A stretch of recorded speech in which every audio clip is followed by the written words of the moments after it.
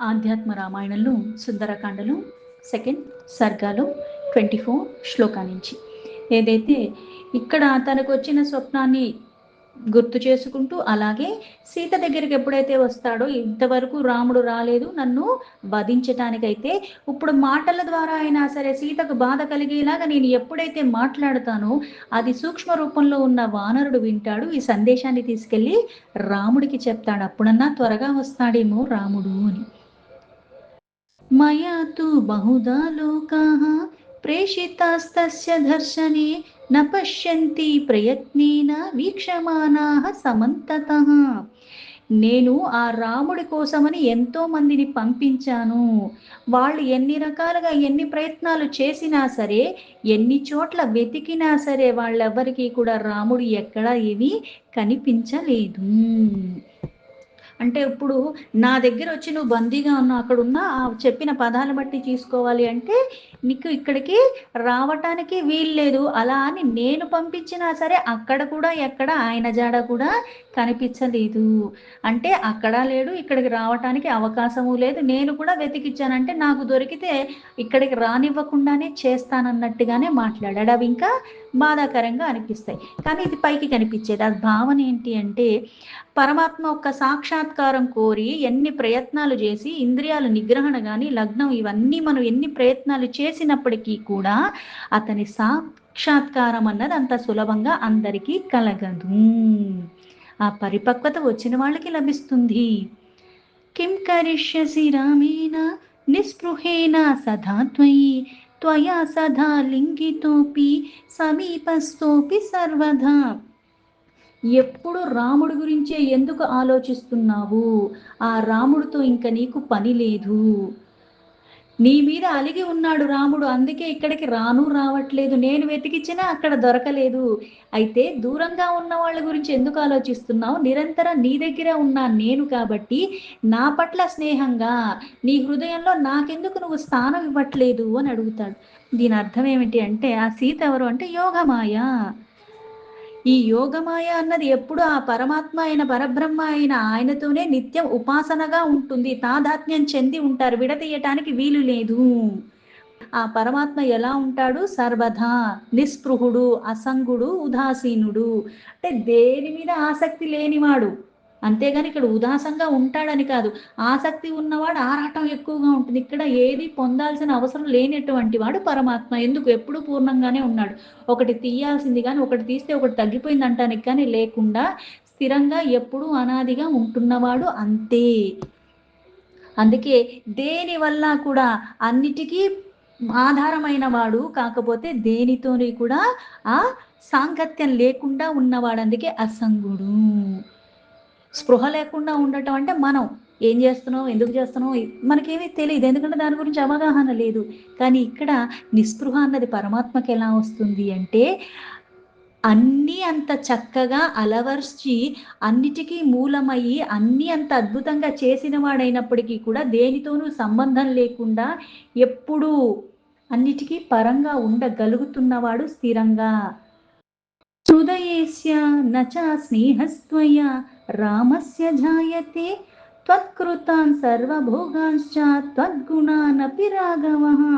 ఇక్కడ దూషిస్తున్నట్టుగా పైకి కనిపిస్తుంది, కాకపోతే దాని అర్థం తీసుకుంటే నిజంగా ఆ భక్తి ప్రపత్తులతో చెప్పినట్టే ఉంటుంది. అలా అయితే మళ్ళీ శివమహాపురాణంలో ఏదైతే ఆ పరమేశ్వరుడిని నిందిస్తూ దక్షుడు మాట్లాడతాడు, నిజంగా చూస్తే అది నిందాభరితంగా వాక్కుల రూపంలో అనిపిస్తుంది.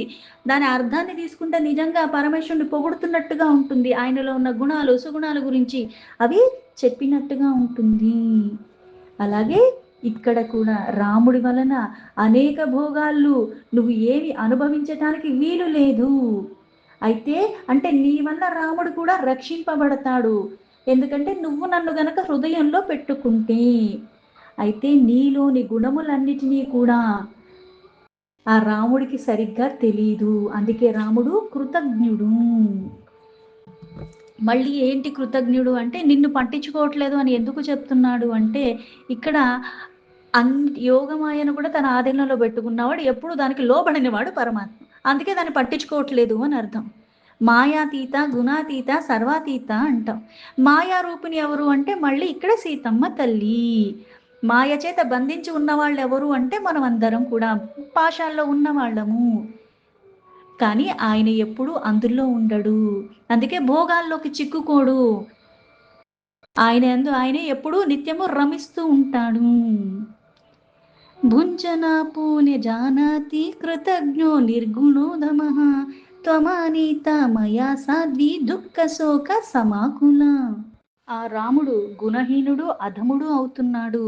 అతడు నీ గుణముల గురించి కూడా ఎప్పుడు గుర్తు కూడా చేసుకోడు. అసలు నిన్ను పట్టించుకోడు. అందుకే నేను తీసుకొచ్చాను నిన్ను. ఎందుకంటే నేను పట్టించుకుంటాను.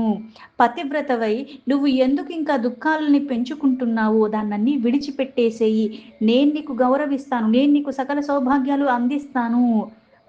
నీ కోసం నిజంగా వచ్చేవాడైతే నీ మీద నిజంగా అనురాగం ఉండుంటే ఈ పాటికి ఎప్పుడో రావాలి రాముడు. రాముడు ఇంకా రాలేదు అని అర్థం. అయితే ఇక్కడ పైకి కనిపించే భాష అది. దాని గూఢార్థం ఏమిటి అంటే భక్తిలో పరిపక్వత చెందకపోతే ఎన్ని ఉపచారాల రూపంలో ఏదో చేశానన్న పేరుకి ఎన్ని చేసినా సరే, భోగాలకి మళ్ళీ నేను బానిసైపోయి ఉన్న కారణంగా, ఈ ఆశలకి కోరికలకి వశి అయిపోయిన కారణంగా మళ్ళీ కర్తను నేను, భోక్తను నేను అన్న అభిమానాలు ఎవరికైతే వస్తూ ఉంటాయో కర్మలన్నవి నశించిపోవు. మళ్ళీ కర్మబంధాల్లో మనం పడిపోతూ ఉంటాము. ఈ కర్మబంధనాల్లో పడకుండా ఉండటం దాన్ని కృతజ్ఞ అన్నారు. కర్మల్నే నాశనం చేసేవాడు ఆ పరమాత్మ. అలాగే ఇక్కడ గుణహీనుడు అంటే అర్థం ఏమిటి అంటే అసలు గుణాలు లేవని కాదు అర్థం. గుణాతీత. మనం గుణాలకి లోబడి చేస్తూ ఉంటాం. పరమాత్మ ఎప్పుడు ఎలా ఉంటాడు? గుణాలకి అతీతంగా ఉన్నవాడు. అందుకే గుణాతీత స్థితి ఆ పరమాత్మది అని చెప్తున్నాడు. అన్నిటికీ అతీతంగా ఉన్నవాడు. అధముడు అంటే అర్థం మనకి మామూలుగా వాడుక భాషలో చూస్తే కింద అని కాదు అర్థం. అన్నిటికీ అతీతంగా ఉన్నాడు. పైగా అతను మాటలకి అందనివాడు, వాక్కులకి అందనివాడు పరమాత్మ. ఇదానీమపి నాయాతి భక్తిహీనః కథం వ్రజేత్ నిస్సత్వో నిర్మమో మాని మూఢః పండిత మానవాన్. అలాగే భక్తిహీనుడు అంటే ఇక్కడ రాముణ్ణి భక్తిహీనుడు అని, అలాగే అనురాగం లేనివాడు అవని, అలాగే బలహీనుడు, మమతాశూన్యుడు, అభిమాని, మూఢుడు, పాండిత్యం అన్నది కూడా ఏది లేనివాడు. కానీ నేను పండితమాన్యుణ్ణి అని అనుకునేవాడు. ఇవేవి లేవు అంటూనే ఏం చెప్తున్నాడు అంటే మాయ అందు ప్రీతి లేనివాడు, మాయాతీత పరమాత్మ. అందుకే నా వైపు రాలేదు, ఎందుకంటే ఇవన్నీ నాకున్నాయి. అంటే ఇక్కడ తనలో ఉన్న అవలక్షణాలు చెప్తూ ఇవన్నీ ఆ పరమాత్మ యందు లేవు. నా హృదయంలో ఈ అన్ని వికారాలు ఉన్న కారణంగా, నేను భక్తిహీనుడైన కారణంగా నా హృదయంలో తను రావట్లేదు. నాకు ఆ దర్శనం భాగ్యం కూడా కలిగించట్లేదు. నేను గుణమయంగా అయిపోతున్నాను. నేను మమత, ఆసక్తి ఇవన్నీ నాలో ఉన్నాయి. నాకు మూఢత్వం ఉన్నది. దాని చేతే అంటే ఇక్కడ ఎవరిలో అన్నీ తొలగిపోయి ఉంటారో అంతరంగికంగా బాహ్యంగా కూడా అంత శుద్ధ స్థితికి చేరుకోగలరు. వాళ్ళకి ఆ పరమాత్మ సాంగిత్యం లభిస్తుంది, వాళ్ళకి దర్శన భాగ్యం లభిస్తుంది అని విద్వాంసులు చెప్తారు. అయితే ఇక్కడ ఇవన్నీ లేవు అనురాగం లేనివాడు ఇవన్నీ చెప్పేది ఎందుకు అంటే పరమాత్మ ఎవరి మీద అనురాగం చూపిస్తారు? ఒకటి ప్రియం, ఇంకొకటి అప్రియం అన్నది లేదు పరమాత్మకి. కాకపోతే జ్ఞానహీన అన్న స్థితి ఎప్పుడు వస్తుందంటే భక్తి లేకుండా. ఎందుకంటే ఆ అజ్ఞానం అన్నది మూలాల నుంచి తొలగిపోయినప్పుడు నీకు శుద్ధత్వం కలుగుతుంది. అప్పుడు భక్తిలో పరిపక్వత చెందుతావు. నాకు ఇన్ని మంత్రాలు, ఇన్ని స్తోత్రాలు రావు, అది నాకు తెలుసు. కాకపోతే త్రికరణ సిద్ధిగా నువ్వు ఉన్నావు అని నేను పట్టుకోవటం ఎప్పుడైతే నేర్చుకుంటా, అది పట్టుకోకుండా ఉండకుండా లేని పరిస్థితి నాకు ఎప్పుడైతే వస్తుందో, అందుకే నేను భక్తిహీనుణ్ణి, నా మీద రాగం అందుకు చూపించట్లేదు, అందుకు రావట్లేదు. ఇక్కడ బలహీనుణ్ణి అంటే నాకు ఇంత బలం ఉన్నా కూడా నేను హీనాతిహీనంగా ఉన్న కారణంగా. అలాగే ఇక్కడ పరమాత్మను మమతాశూన్యుడు అంటే కదంటే నన్ను ఎందుకు కరుణించట్లేదు, తాను పండితున్నని అనుకుంటున్నాడంటే అర్థం ఏమిటి అంటే ఏ గర్వానికి లోబడి ఉన్న కారణంగా, కొన్ని ఇంకా నేను పెంచుకుంటూ ఉన్న కారణంగా నన్ను కనికరించట్లేదు అని. నరాధమం త్వద్విముఖం కిం కరిష్యసి భామిని త్వయ్యతీవ సమాసక్తం మా భజస్వానురోత్తమం. అలాగే అంటే ఇక్కడ ఇన్ని రకాలుగా అభిమానము అన్నీ ఉండి పైగా నరుల్లో అధముడు. నరుల్లోనే చాలా తక్కువ స్థితికి చెందినవాడు అని, పైగా నువ్వంటేనే ఇష్టం లేదు, ఇష్టం ఉంటే ఈ పాటికి వచ్చేవాడు, అందుకుని నీ మీద అయిష్టంగా ఉన్నవాడి మీద నువ్వు ఎందుకు ఇంతలా బాధిస్తున్నావు, ఎందుకు నీకు ఇంత కష్టాలు ఇంకా పెంచుకుంటున్నావు, అతనితో నీకేం పని, నువ్వు అక్కర్లేదనుకుని విడిచిపెట్టాడు, అందుకు నువ్వు కూడా విడిచిపెట్టేసేయి, పైగా నీ మీద ఆసక్తితో ఉన్నది నేను, నన్ను సేవించుకో, నన్ను కరుణించు అన్నాడు. ఇక్కడ మళ్ళీ నన్ను సేవించుకో, నన్ను కరుణించుకో అంటే అర్థం ఏమిటి అంటే, ఇక్కడ నరాధం అంటే నిజంగానే అంత అధముడు అని కాదు, పురుషోత్తముడు, మాయకే అతీతంగా ఉన్నవాడు, మాయనే తన ఆధీనంలో పెట్టుకున్నవాడు. అందుకని ఆ పరమాత్మ ఇక్కడ మళ్ళీ కొన్ని కారణాల చేత మళ్ళీ ఆయన చేతుల్లో వధింపబడాలని చెప్పి, పైగా అప్పుడు కానీ మళ్ళీ ఈ జన్మ అన్నది వదిలిపోదు, పైగా అది ఎంత త్వరగా వస్తే నేను అంత త్వరగా వెళ్ళిపోతాను అనుకున్నాడు. ఆ పురుషోత్తముడి మీదే ఆ మనసంతా పెట్టుకుని, ఇలా నేను దురాభిమానంతో ఉన్నవాణ్ణి, నేను నేరుగా రాముణ్ణి మళ్ళీ స్తుతించలేను, అందుకని నింద్యావాక్యాలతోనే పరోక్షంగానే ఈ నిందలతోనే మళ్ళీ ప్రశంసపూర్వకంగానే స్తుతివాక్యాల్లాగానే అంటాను అన్నట్టుగా అన్నదేమో బాధించే విధానంగా, కానీ నిజంగా గూఢార్థం తీస్తే మళ్ళీ ఆ భక్తిభావమే అనన్యంగా ఉన్నట్టుగా అనిపిస్తూ ఉంటుంది. దేవగంధర్వ నాగాన యక్ష కిన్నర యోషితాం భవిష్యసి నియోక్తృత్వం యది మా ప్రతిపద్యసి, నిందిస్తున్నట్టుగానే పరోక్షంగా చెప్పాడు. అలాగే ఇక్కడ చెప్పింది అంటే, ఒకవేళ నన్నే నువ్వు నిజంగా వివాహం చేసుకుని నన్ను నీ మనసులో గనక నువ్వు ఆదరిస్తే, దేవ గంధర్వ నాగ యక్ష కిన్నర నారీమణులు అందరినీ కూడా నీవే నాయకురాలి అవుతావు, ఇంతమంది ఏదైతే భోగప్రాయంగా ఉన్నదో వాళ్ళందరి మీద కూడా నీకు అధికారం నేను ఇప్పిస్తాను. రావణస్య వచః శ్రుత్వా సీతామర్షా సమన్విత ఉవాచాధోముఖీ భూత్వా నిధాయ తృణమంతరే. రావణాసుడు చెప్పిన మాటలు విన్న సీత క్రోధాదిక్తమై అక్కడ తలదించుకునే వానికి తనకు నడుమ మళ్ళీ మధ్యలో ఒక గడ్డి పరకను పెట్టి మాట్లాడుతుంది, అంటే పరపురుషుడితో ప్రత్యక్షంగా కూడా మాట్లాడకుండా కారణంగా, అంటే కొన్ని కొన్ని ఎలా అయితే దేశకాల పరిస్థితులు అన్నట్టుగా నువ్వు ఎందులో ఉన్నావో దానికి తగ్గట్టుగా మాట్లాడతాము. అలాగే ఇక్కడ మాట్లాడాల్సిన సందర్భం, కానీ కొన్ని కొన్ని మళ్ళీ అడ్డు పెట్టుకుని మాట్లాడగలగటము, తప్పనిసరిగా మాట్లాడాలి కాబట్టి అక్కడ మళ్ళీ తను మధ్యలో ఇలా పెట్టుకుని ఆ నియమం పెట్టుకుని మళ్ళీ దాన్ని గడ్డి పరకగా పెట్టి మళ్ళీ రావణాసుడితో అంటుంది. అంటే ఇక్కడ తనకి వీడు గడ్డి పరక కన్నా తక్కువ అన్న భావంలో గడ్డి పరకని మధ్యలో పెట్టి మాట్లాడింది. రాఘవాభిభ్యతానూనం భిక్షురూపం త్వయా ధృతం రహితే రాఘవాభ్యంతం శునీవా హవిధ్వని, అంటే ఇక్కడ దీనికన్నా నువ్వు తక్కువ అని చెప్పి రాముని వల్ల భయానికి నువ్వు లోబడిన కారణంగానే నువ్వు ఇంత శక్తి సమర్థతలు ఇంత భోగప్రాయమైనవన్నీ ఉంటే రాముడితో యుద్ధం చేసి కదా నన్ను దక్కించుకోవాలి, కానీ రాముడి లేని సమయంలో అన్నీ చూసుకుని మళ్ళీ భిక్షుడి రూపంలో వచ్చి ఇలా నువ్వు చేశావు అంటే నీకు రాముడి వల్ల భయం ఉన్నది, ఆ భయం కారణంగానే ఇట్లాంటి పని చేశావు, నువ్వు కూడా ఈ రాఘవుడికి నీకు ఉన్న వ్యత్యాసం అది అని చెప్పింది. కృతావానసి మాం నీచ తత్ఫలం ప్రాప్ససి చిరాత్ యథా రామశరాఘాత విధారిత వపుర్భవాన్ జ్ఞాస్యస్యే మానుషం రామం గమిష్యసి యమాంతికం సముద్రం శోషయిత్వా వా శరైర్భద్వాదా వారధిం.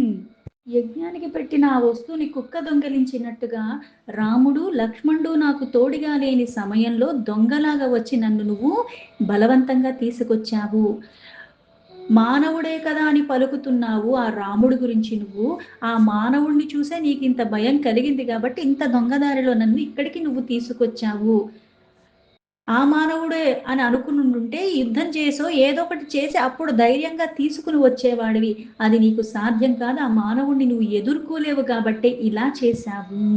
అలాగే ఆ రాముడొక్క బాణాల గాతకి కండ ఖండాలుగా నీ శరీరం కూడా చీల్చివేయబడుతుందని తెలుసుకో, ముందే దాన్ని సరిదిద్దుకో, ఆనాడు యముడు దగ్గరికి వెళ్ళి నువ్వు అడిగినా సరే ఆ బాణాన్ని మాత్రం నువ్వు తప్పించుకోలేవు. రాముడు లక్ష్మణ సమేతంగా సముద్రాన్ని ఇంకింపచేసి అక్కడ మళ్ళీ బాణాలతో వారధిగా చేసి మరి ఇక్కడికి వచ్చి నిన్ను వధిస్తారు అని. హంతుం త్వాం సమరీరాము లక్ష్మణేన సమన్వితః ఆగమిష్యత్య సందేహో ద్రక్ష్యసే రాక్షసాధమా త్వాం సపుత్రం సహబలం హత్వా నేష్యతి మాం పురాం శ్రుత్వా రక్షః పతిః క్రుద్ధో జానక్యాః పరుక్షాక్షరం. నిన్ను యుద్ధంలో వధించటం తప్పే లేదు, కానీ దానికి తప్పకుండా రాముడు వస్తాడు. ఉపేక్షిస్తున్నాడు. రాక్షసుల్లో అధముడివి నువ్వు. అలాగే ఇవన్నీ కూడా నీకు తప్పడుగా నేను చెప్పింది ఏదైతే ఉందో అదంతా కూడా జరుగుతుంది. అది నువ్వు కూడా తప్పకుండా చూడగలవు.